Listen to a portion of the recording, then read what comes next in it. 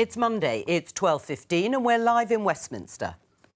The Chinese Communist Party is seeking to influence activities in the United Kingdom in ways that are frankly unacceptable. Of course, we are concerned about the challenge that China poses. Our approach is one of engagement. After an alleged spy scandal, does the government need to change its approach to China? Also today, Boris Johnson accuses Keir Starmer of barefaced lies over plans to renegotiate his Brexit deal. The Energy Secretary wants more onshore wind farms. What will that mean for local communities? The government is saying something important, which is we need to build this clean energy infrastructure. And this Czech billionaire is taking over Royal Mail. Does that matter? Joining me, Labour MP Polly Billington, Conservative MP Harriet Cross, Alva Ray from Bloomberg and political commentator Tim Montgomery. This is Politics Live.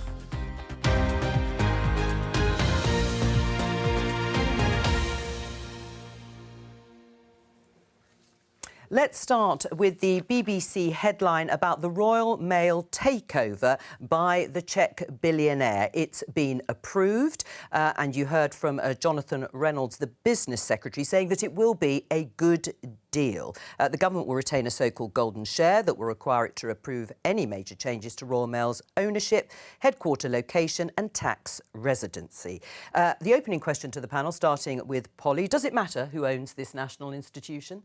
Well, I'm pleased that we've got that agreement, which includes those protections, because I think that is vital. I mean, obviously, it is a public good and it is something that everybody needs. But the other thing that's important to include is the universal service obligation, which includes parcels.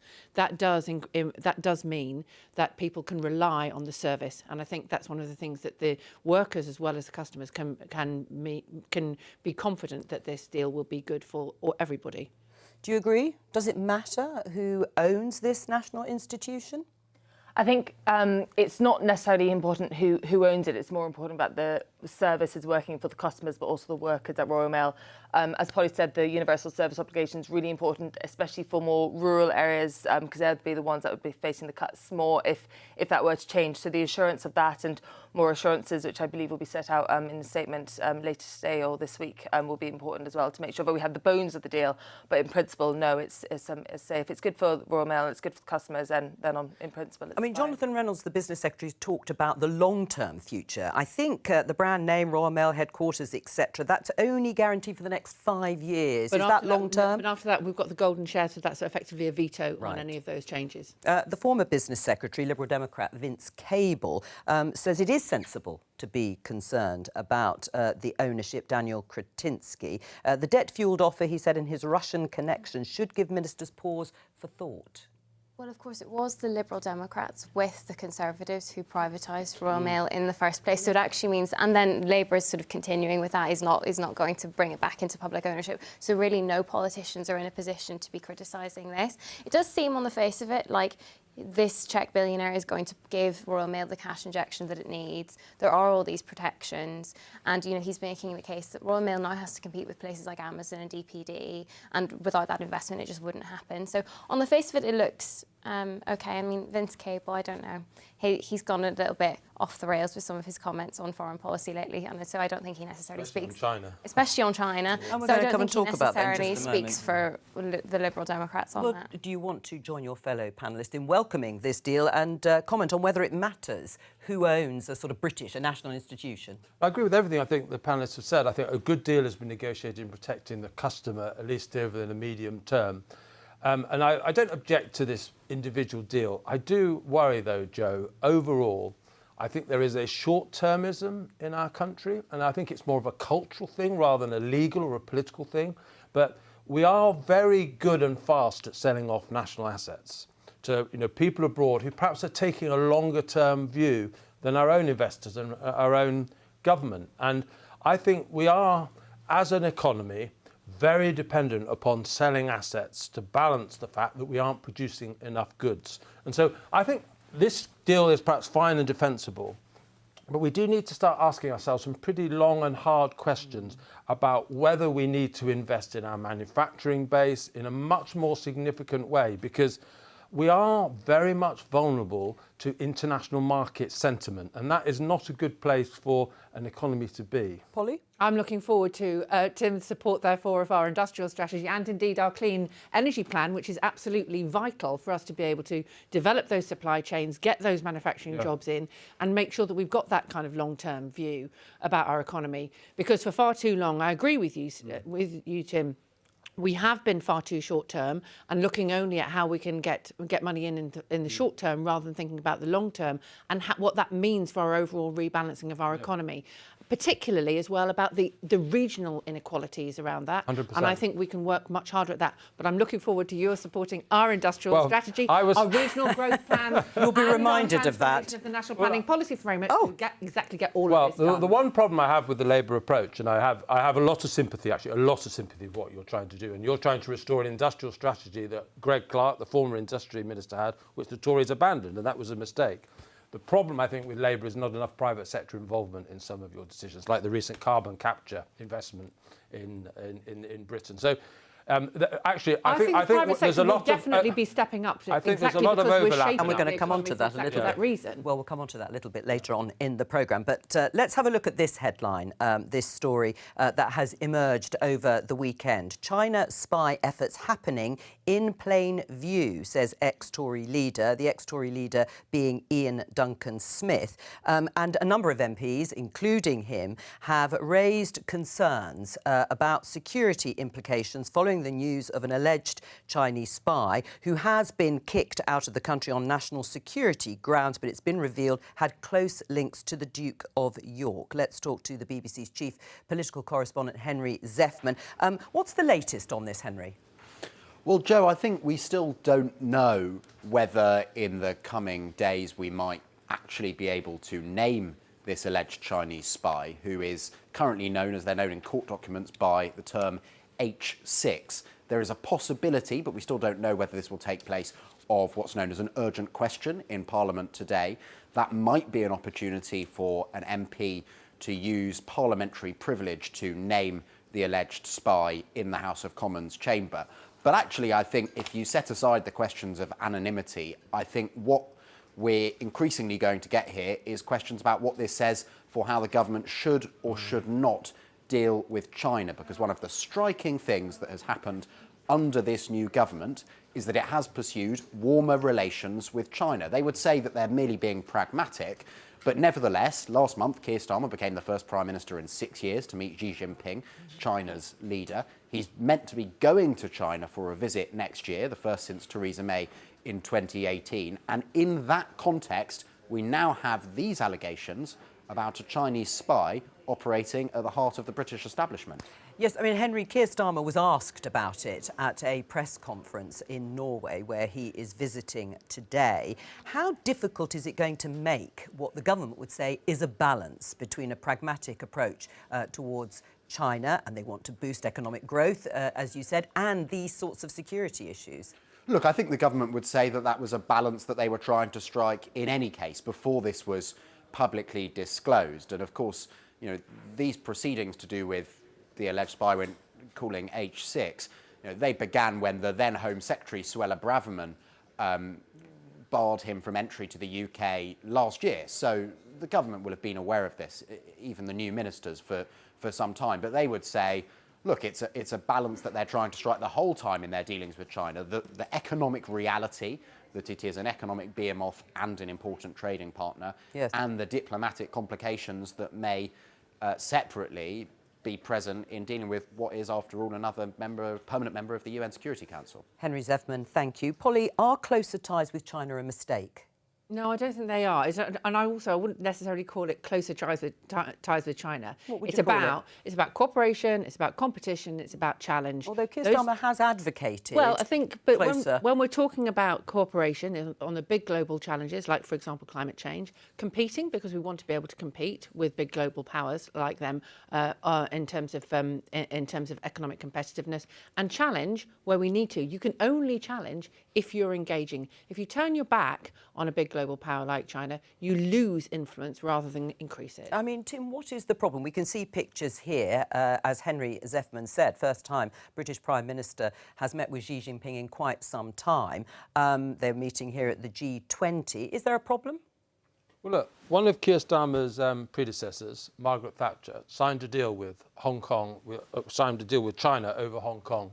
Nearly all of the key protections of liberty of the Hong Kong people that were in that agreement have been ripped up by the Chinese government, well before the deadline of that deal expired. There are British citizens in prison in China illegally, and China are doing nothing about them. So I think what China have done, they've treated us really badly. They're spying on our industry. They're stealing our intellectual copyright. And what does Keir Starmer do? He goes and meets them after, quite rightly, the last Conservative government had put China into the deep freeze. China will look at us now and think that we're a weak nation who will capitulate to them if we want commercial relations. And I think it's very sad. And I'm not even sure that Keir Starmer adequately raised the persecution of the Uyghurs in China at the moment is one of the most disgraceful things happening in the world in human rights at all. The fact that we are sitting down with China and not raising these issues in substantial ways, I'm afraid I think it's not your view, Polly. I bet you secretly do not like this, but actually I think, because I know who you are. And, you can reveal all, Polly. You can reveal all.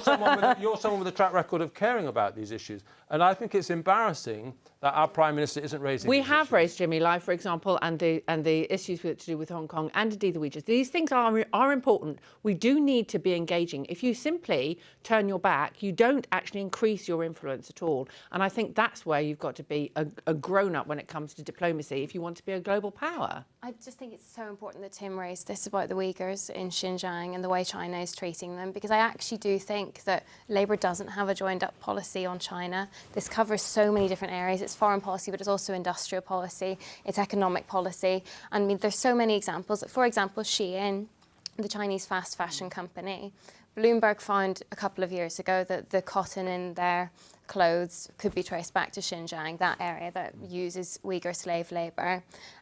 Shein now wants to list on the London Stock Exchange. Labour is not blocking that.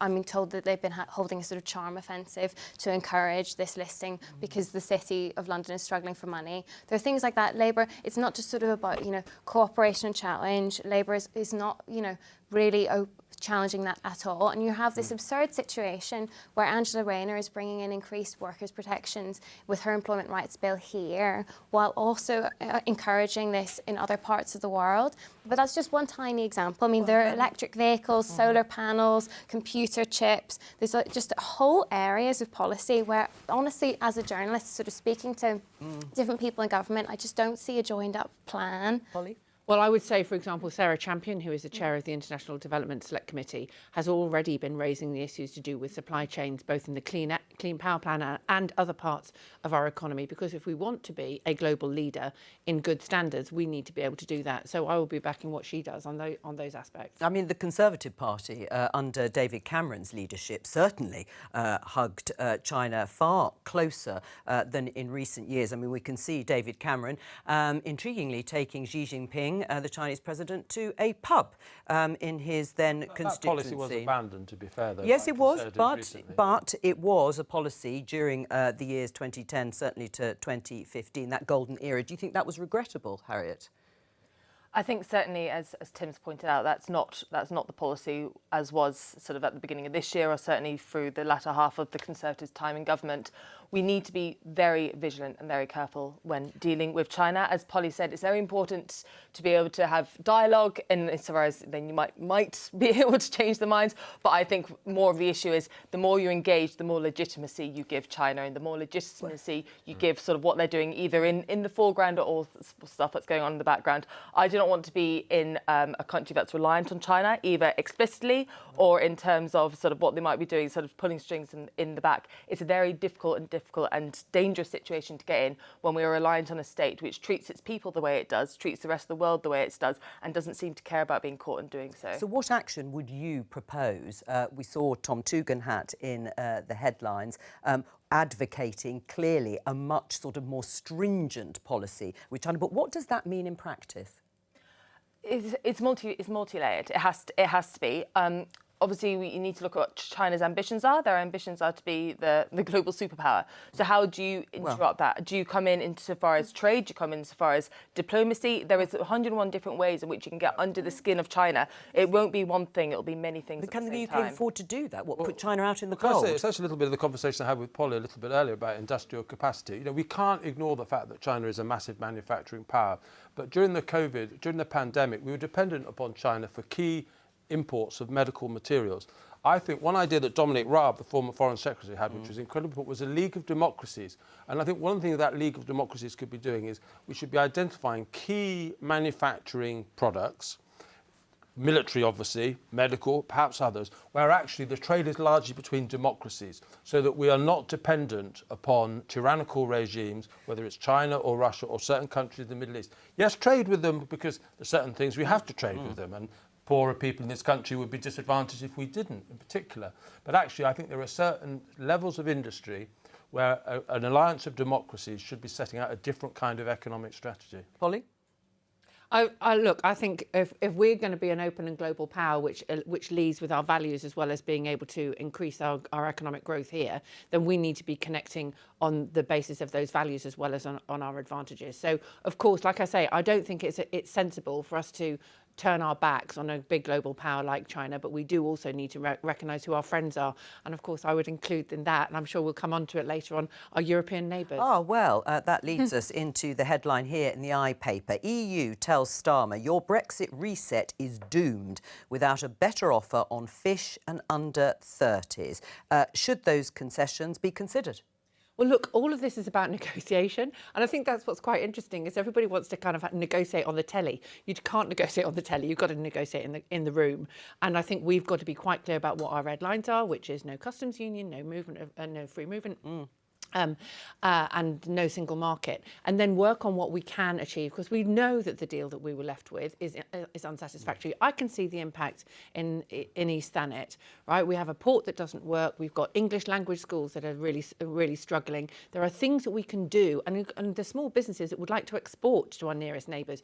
You can see France from Ramsgate in my constituency. It's closer to France than it is to London, and yet we are suffering from those barriers. So we need to be thinking about a big reset. Right, and this is the deal that was negotiated by the former Conservative Prime Minister Boris Johnson, and it will be looked at again and opened next year.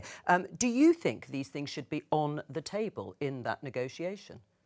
I think we need to fear anything that's on the table when it's Keir Starmer and the Labour Party negotiating it, because as we've seen so far this year, they always go into a negotiation and come out with nothing. So they gave the Chagos Islands away with nothing in return. They had deals. Harry, you know that was being prepared under the yes, and there was former Tory government. And there was a reason, Polly, but it was not. They didn't go through because we didn't finalise the discussions because we couldn't get to a negotiated situation. So Labour just agreed and moved on, as they do. They put it in a box. Same as pay deals with trade unions. The train drivers just put it in a box. That's done. Nothing in return. We need to be careful, and we know from the past, Keir Starmer is very keen on free movement. He campaigned for this continually after the Brexit vote. Same as second referendum. His heart is not in Brexit. Wherever anyone. Is your heart in Brexit? We voted for Brexit. The country voted for Brexit. It has to be delivered. And the country also voted for a Labour government which said that we're going to have no free movement, no single market, and no customs union. So that will be the basis on which we'll negotiate any reset. They also said that they would not cut APR on farmers. They also said that they would have a £28 billion green investment deal, which they then cut before the election. They also didn't say that they were going to put £40 billion of taxes on in their first budget. So I don't think we can actually take what Labour said because of the mess you left us in, and that's why we've had to deal with those things. Can you be trusted, Keir Starmer, to stick to those red lines that you have set out when, well, Boris Johnson has written this, perhaps unsurprisingly, but I call on everyone who cares about democracy and the economic salvation of this country to fight, fight, fight again for the freedoms the people voted for in 2016 and which they believed were secure. What would you say to Boris Johnson? Well, he would say that, wouldn't he? I mean, it's clearly a bad deal, and which is one of the reasons why we're having to renegotiate it. Right. I mean, was it a bad deal? Shouldn't it be renegotiated? Well, I actually think, I've had my differences with Boris Johnson, but he's absolutely right about the key thing here is the democratic accountability. Harriet's exactly right about the fact that Labour have broken many promises since the election, and I don't think they're excuses for why they've broken them stand up to much scrutiny. And so we all remember that period. It was one of the most tumultuous in our nation's recent history. We went through so much pain, and Brexit, get Brexit done, wasn't just like a statement of an objective. It was a frustration with the paralysis. I think Labour reopening all of this, after they said they wouldn't reopen it, that was what they said in the manifesto, I think is a very dangerous thing for trust in democracy. And from my new party's point of view, Reform, it'll suit us very well if Labour break their promises on Europe. Labour did say they wanted it would be bad for the country. They wanted closer relationships, and they did want to look at the deal because they said it was a bad deal. I mean, you must accept some aspects of the deal for your constituents. It's been widely reported the fishing industry is critical of the Trade and Cooperation Agreement, which is also part of this. Absolutely, and that's now up for renegotiation, as was always the case. It was always meant to run out in 2026, and the renegotiation is starting for that next year. And I can tell you for a fact, the fishermen in my part of the country are very worried about what Labour might do with fishing, because they see it as an easy thing that will be traded away in favour of something else. So, yes, I completely agree that fishermen did not get the deal that they wanted out of the last Brexit negotiations, but they are in no way So why would they listen naive. to the Conservatives about anything to do with a better deal or not? Because they've seen, so there is a slightly different agreement as well in Scotland versus in England with fishing, and there's issues insofar as equalising these up and actually seeing what's being given away in terms of Scottish fishing would not be actually be seen as given away in English fishing. It's slightly more complicated, but it's not the fact that the deal that they have at the moment is perfect. It's more of an issue of where we might go from here, and it's seen as an easy thing to give away because it's something that the Europeans really want, because it is a very big card that we have, and our fishermen are very worried about where we might get to. What would you give the EU? They'll want something for closer trading cooperation. Yeah, and I think that needs to be dealt with by people who know more about the intricacies of EU trade than I do. Well, it does sound like the direction of travel or the asks from the EU are around sort of youth mobility, and my colleagues have been reporting on sort of an initial look in government at sort of like allowing more school trips from European countries in, and sort of ending the red tape on that. Maybe something around students, which would be similar, or for under 30s. Those seem to be key things that the EU wants. Whether the UK actually gives them that is a different question. But I actually think that what Boris Johnson was getting at, and the thing that actually we don't need to wait for a renegotiation on, that we really should talk about, is the legislation that Labour is currently bringing in, where essentially we'll become rule takers. I don't mean that in a political way, but we will factually just become rule takers from the EU under Labour's legislation. We're just going to align our rules on things like food with the EU to make trade easier. Boris Johnson attacking that, Lord Frost attacking that. That's like the reality of what is happening. And I mean, I don't think people are really talking about the trade-offs there. I mean, ultimately, it was a very difficult situation to have food in the UK subject to different rules to the rest of the EU, bad for people on both sides of that equation. But because we're not in the EU, we don't have a say in those rules anymore. So the only way to make that easier is to just take them from the EU. I don't think that breaks Boris Johnson's Brexit deal. I would be surprised, really, if the Brexit deal changed that much, given these red lines. It's just the fact that we've left, and all it means is that now we're outside saying, yeah, we still want to be close to you, so we'll take your rules, but we don't have any say in them. But that's the point. That was the consequence of the deal that was negotiated, that if the EU changes rules, then we have to align with them, and businesses will want that. Well, I think there is one difference. I agree, actually, largely what Alva's just said on that. I think where the Brexit opportunity, I think, always is not so much in the existing industries, it's in new industries. So even Peter Mandelson, Lord High Priest of EU relations, was recently telling the Times, he thought it was very useful that on issues like AI, we weren't going to be subject to EU regulation, because they're regulating the sector incredibly hard, and Britain has an opportunity in a new industry to go in a different direction. I think with the existing industries, because we're already largely aligned, I think there is a lot of sense in the proposals that are being made. But what is my greater sort of frustration about it is that we're not taking advantage of those freedoms that we do have. And also, frankly, I don't really trust Keir Starmer. He's a EU file to his fingertips, and I'm worried that he will give away. It's striking that Polly didn't know what our negotiating position was, and she is a supporter of the government. I think Keir Starmer could easily give away things in too eagerly given his commitment to the EU, and that's what I worry about. Polly? No, I mean, I think what's interesting is you saying of the old industries, we just need to keep aligned. Those are absolutely things like food and farming and fish, so which are really key exports for us. So actually being aligned is very important, and we are ending up having to be rule takers because of the nature of the deal that was done. Well, I'm agreeing with you on that. I think the difference is I just think those old industries actually deserve to have somebody who's going to speak up for them, and I don't obviously share your scepticism about our ability to be able to defend them. And one other thing we also should think about is what we may want may not be what the EU want at all. The very thought of negotiations are about. The very thought of an extended negotiations probably fills our European friends with horror, because you look at the French government. Well, they don't have a government really in France at the moment. Germany's got an imminent election. Whether they're going to spend much time wanting to renegotiate with Britain, I think we need to get on with the job of being yesterday, I think, was the first day we joined the new sort of Pacific trade alliance. Yes, it was. These are the sort of upsides of the Brexit agreement that perhaps we need to focus a little bit more on. I mean, you quit the Conservatives before over Brexit. You've now left the party for a second time to join Reform UK. Why? Well, I think it was on this programme during the general election, Jo, you noted that you got out of me that I would have voted Nigel Farage at the last election. This has been a journey that I've been on for a little while. But for me, one of the fundamental issues in this country at the moment is that the British people have repeatedly voted for the control of immigration. And repeatedly, I'm afraid the party that I was until recently a member of failed to deliver it. And even with legal migration, which they could have controlled, they weren't controlling it. We had, how many times on your programme were we discussing the Rwanda scheme? It was almost irrelevant. I lost count.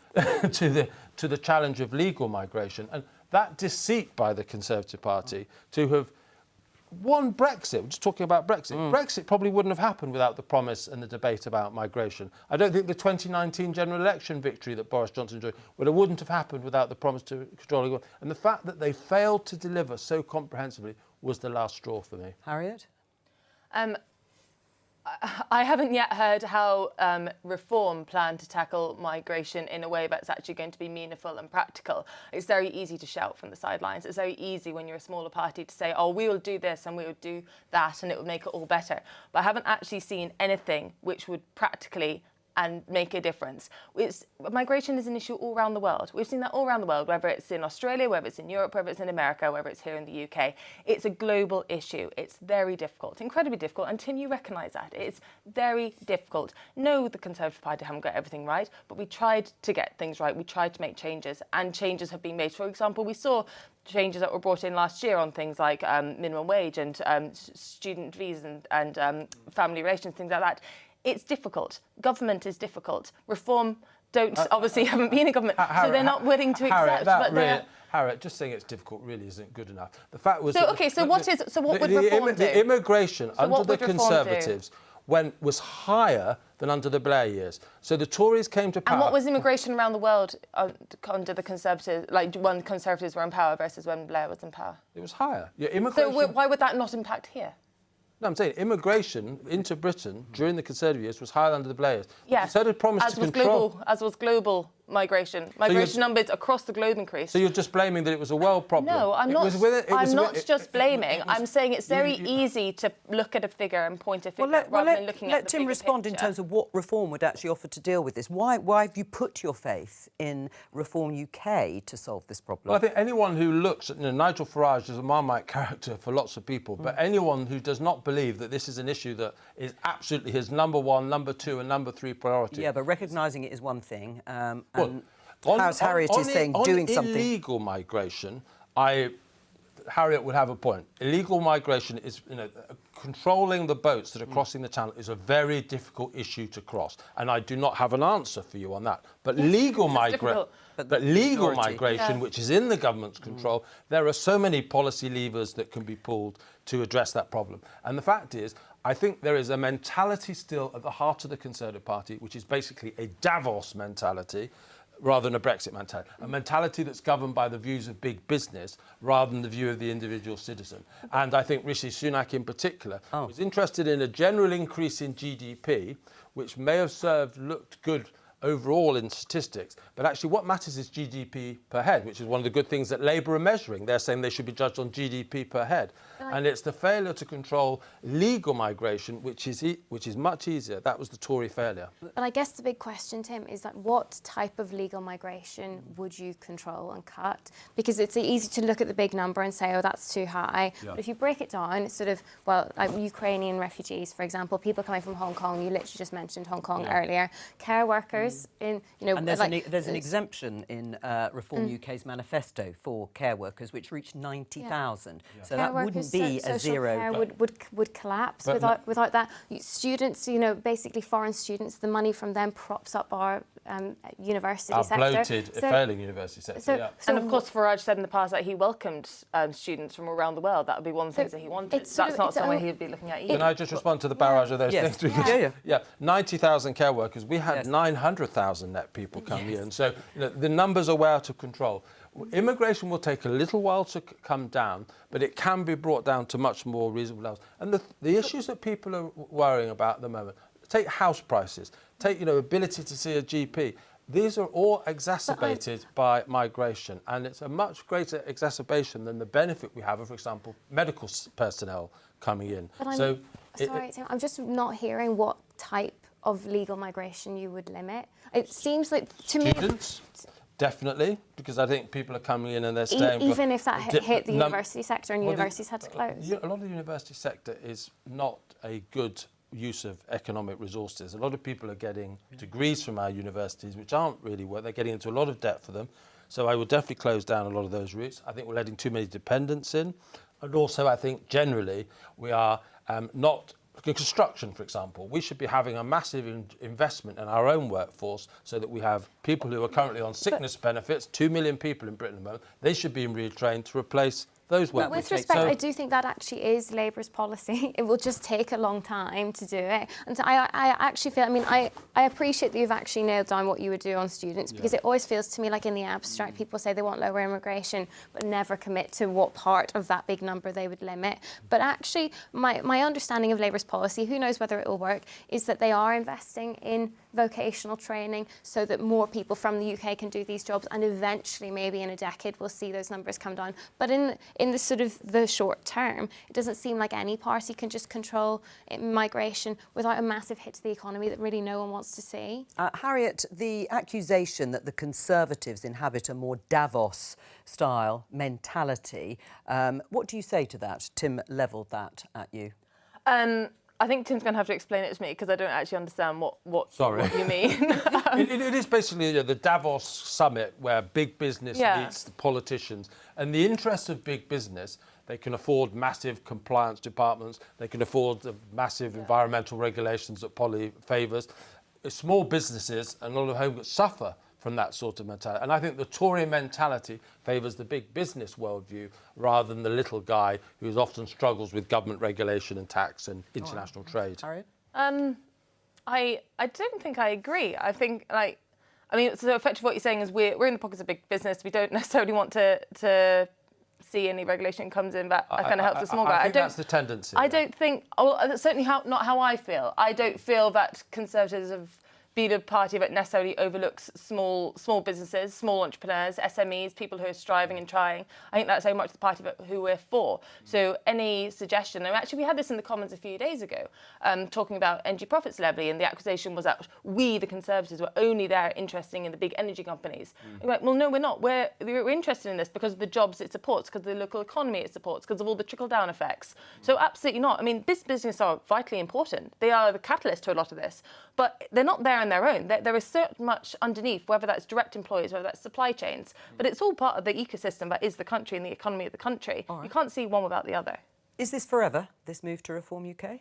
Well, certainly I have no time limit on it, but ultimately I do think, I am a natural Conservative in so many respects, and I hope that if the choice, as we get close to the next election, is between Polly's Keir Starmer being re-elected and a Reform Conservative alliance, I hope Nigel Farage, Kemi Badenoch would choose some sort of alliance, because we know after 6 months how much damage this Labour government is doing to this country. What damage they could do in a second parliament would be enormous. So I would support any arrangement to keep Labour out. Well, I think that's quite interesting because Nigel Farage, it'll be interesting to see how you find it consistent with what you believe, with what Nigel Farage has said about, for example, the NHS shifting to a national insurance system or a social insurance system, what he thinks about overseas aid, which you actually think is a good thing in order to be able to reduce conflict. I agree with Nigel on everything.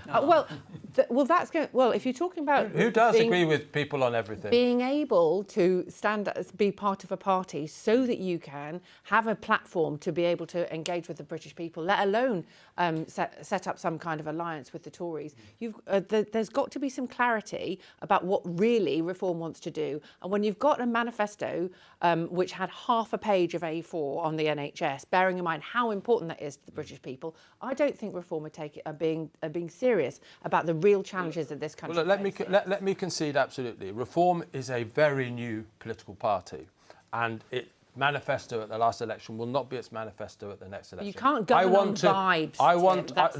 No, we can't. If you let me finish. I think the task for Reform now is to build the sort of manifesto that absolutely addresses your question, and that's something I want to play a part in. Well, your Reform should be judged on what will be. I've been incredibly impressed with what I've seen with Reform since I joined. They've got money, they've got talent, and I think the manifesto that the Reform puts, we'll wait and see. Well, there are just two things, though. Just to pick up on what Polly said, are you signed up to any form of social insurance scheme to fund the NHS, which is something Nigel Farage raised? Yes. Well, I don't know what even Reform policy will be on the National Health Service. So what I'm trying to say is that I think over the next couple of years, Reform are really determined to invest very seriously in policy research. Although they will be able to address the legitimate questions that Polly has raised. Taxes we're not in that position twice now. As big as the ones that Liz Truss made. That's the kind of thing Reform you had in your manifesto. Well, they had a manifesto only a few months ago, and it had twice as many tax cuts as Liz Truss. That is economic chaos. Just one final thing. This headline, rivals attack Farage for saying West provoked Ukraine war. You will remember his comments paraphrasing that if you poke the Russian bear, it will respond. You don't agree with that either, do you? I don't agree with that. Right. We could spend probably a few minutes going through the things which I disagree with Nigel Farage on. But on the control of immigration, crime, tax, patriotism, investment in British industry, the big issues that this country faces, I'm absolutely with Reform. All right. And actually, most Labour voters are, most Conservative voters are. Reform talks much more common sense, I'm afraid, than the other. But you still have 5 minutes. Let's have a look at this headline. Government unveils new powers to approve onshore wind farms. It's part of a new plan announced last Friday to give ministers the final say on approving large onshore wind farms rather than leaving decisions to local councils. Polly, if local people object to a wind farm being built in their constituency, can they stop it? Well, they'll be able to have conversations about it, but ultimately we've got to be able to make sure that we get this energy in built, right? And what we find that onshore wind is actually pretty popular with people, particularly when we're going to be building a community benefit package to make sure that there is local benefits for hosting that infrastructure. Right, but the answer is no. I mean, if people object, they can have conversations, but if they object, it will be forced on them. One of the things we're going to do is make sure that we've got a proper land use framework where you're making decisions about what land is used for. And when we've made those decisions locally, those follow through into a national plan so that we are making sure that we protect food and food production where we need to, infrastructure where we need to, nature where we need to, and housing where we need to. Have you got a problem with any of that? I have a problem with the strategy and the timing and how much is actually being kind of imposed on the British people and how quickly and how little say our communities are getting. As Polly said, in general, people are in favour of this. They're probably the people who don't have to see it, who aren't near it, not the communities like mine in Gordon and Buchan and elsewhere in the country who will have these turbines onshore next to them, right in their eye line every day. We've seen, I mean, if you look at the capacity, we're talking about doubling the amount of onshore wind, tripling the amount of onshore solar. Where's that going to go? Where is it going to go other than on land that is being used either for farmland, which could have been for tourism, which could have been for building, which is impacting on communities' sense of space, sense of community in the areas. The speed in which this is being brought forward and the way in which it's being completely railroaded over communities who have no say in the matter at all is unbelievably poor policy. also really bad politics, but also it doesn't actually bring us to a solution where we need to be, because everything else needs to catch up at the same time. The haste that this is being brought through, and the way that there is this artificial deadline of 2030, which has been imposed, is meaning that actually decisions are being made which are poorer decisions. Right, so, for example, let Polly respond. What it will do is it sets a long-term sense of direction and certainty for investors, which I think is really important for us to be able to get this energy infrastructure built. It's not just about the onshore wind; that's part of the mix. It's a very, very wide energy mix with a lot of different kinds of clean energy sources. Will it cost people more at the beginning? No, it won't. And this is the important thing. So will it cut bills? Over time, it will cut bills. How much? That's one of the things. Well, I know what you're trying to do. Well, no, I'm just trying to get you to say what we were promised in the run-up to the election. Absolutely. And that was done on independent modelling, and that's what we. So that was an ESO modelling. That was independent modelling at the time. Now, obviously, prices change, but we know that we will have lower bills as a result of this than if we had been left with the plans from before. Certainty is really important. We know that because we know that prices go down over time if you put the investment in. That's one of the things about this kind of infrastructure and in this kind of investment. So we've seen, for example, if we increase the offshore wind, for example, or onshore wind by the amount it is, there'll be so much over capacity for our grid, but we're going to have to increase curtailment payments. So that's going to be a cost. You don't. Because you actually change the way that the grid works, and you change you reform the energy markets. Both of those things are possible, and we're doing a lot of work on that. It's a tight deadline. One of the other things. It might be a tight deadline, but what it does is it sends confidence to the market that this is what this country wants to do, and without it, we will end up being dependent on volatile international oil and gas prices. If we had a 2035 deadline, 2040 deadline, that would still give confidence of what we want to do. We'll just be doing it in a way that's more pragmatic, brings communities along, make sure we're actually doing it in a way that doesn't sterilise land or sterilise things for the future, which actually means that we could actually progress faster. Well, let me bring another issue to the table, because, Alva, there is a contradiction here at the heart of what Labour is saying. On the one hand, devolution. Angela Rayner is going to talk about devolution, giving more power, if not fundraising power, to mayors, for example. And yet we are hearing, rightly or wrongly, that some things are going to be forced onto councils. Your piece here in Bloomberg, Rachel Reeves blocks calls from English mayors for more tax powers. So talking about devolution, or is it just a reorganisation and really the power and the money will remain in central hands?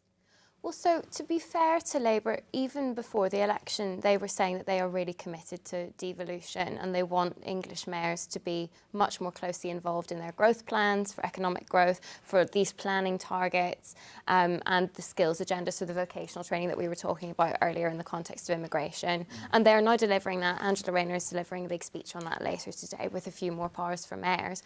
But as you say, we have this story in Bloomberg today that Rachel Reeves has been blocking calls from these mayors for more powers to raise tax. At the moment, they're basically limited to just indirectly raising council tax, which will just sort of fall. We know how council tax feels. They want a sort of greater range of things that they could do. Things they're looking at would be a tourist tax, they call it, and a sort of conferences and events levy. Cities like Birmingham host Tory party conference, for example. They want to be able to raise tax from that. They also want to do things like taxing undeveloped land, because property developers are sometimes buying up land but not taxing it. Basically want to tax everything. Well, they basically, I don't think it's necessarily about increasing the overall tax revenue as just changing which levers they can pull and changing the incentives. So rather than just putting it on ordinary people with their council tax, actually saying, OK, we're going to tax this big hotel, or we're going to tax this sort of vacant ordinary property, people end up paying all the taxes in the end. It all comes back to consumers. Well, I think if you, for example, if you're taxing a property developer who has bought up land in the hope of, it's called land banking, like sort of buying up land when it's cheap, with aiming to develop it maybe in the future, but basically leaving it empty. If you tax that, you're kind of incentivizing them to build on it quicker, and then you avoid the tax. So they're thinking that they can kind of rejig the incentives. But basically, Rachel Reeves is just saying no. So they're going to be given these more powers to decide things, but no powers over the sort of levers they can pull, the incentives that they can say. She says that people are already paying too much tax. That's kind of after her budget. But it just sort of means that mayors, they're only really working on one side of the seesaw. And I think Do you think that's fair, that they should have more tax-raising powers themselves if they want to deliver real devolution? You won't be surprised to know that I agree with Rachel that people are being taxed quite enough, thank you very much. And I certainly know then we're looking at Well, no, because we know that we already had largely taxed by your government. because we inherited a situation where British people were paying the highest tax. And you put it up even further. And we've had to deal with that. So I understand about that. I have to say on the Devo thing, it might make sense to the likes of Andy Burnham and so Manchester. forth in some of the big cities. But if we're looking for devolution for somewhere which we're talking about else outside of the big cities, the idea of having a tourist tax in a seaside economy like where I represent, we've got loads of things that we need to sort out before we started doing that. We need to regulate short-term holiday lets, make sure that we protect our hotels and B&Bs rather than making it harder for them. So I would be against that. It's all we have time for today, I'm afraid. We can continue the conversation after the credits roll. I'll be back tomorrow with more Politics Live at 12:15 here on BBC Two and the iPlayer. Have a great afternoon.